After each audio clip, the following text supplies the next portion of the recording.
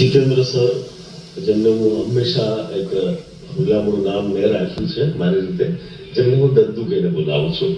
અને 70મા વર્ષના જન્મદિવસે આપને પહેલા તો જન્મદિવસની હાર્દિક શુભકામનાઓ સર. મારા મત અનુસાર 70 નો જે આંકડો છે એ માત્ર ને માત્ર સંખ્યા છે.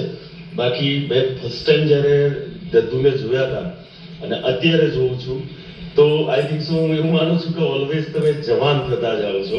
અને એક સરળ સ્વભાવ દદ્દુનો, અને ખાસ કરીને એમની એક વિશેષતા એ છે કે સર્વ કલાકારોના પ્રિય છે.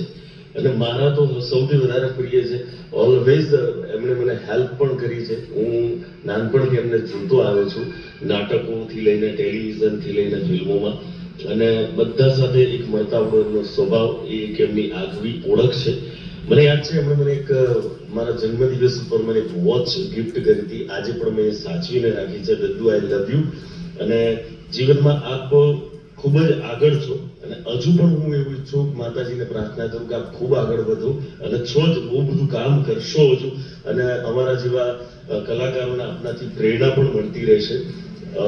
હવે તો ગવર્મેન્ટ જોબ આપની પૂરી થઈ એટલે હવે તમે ફૂલ ટાઈમ આ અભિનય ક્ષેત્રે કરી શકો છો કામકાજ, અને ઓલવેઝ તમે અમારા દિલમાં છો.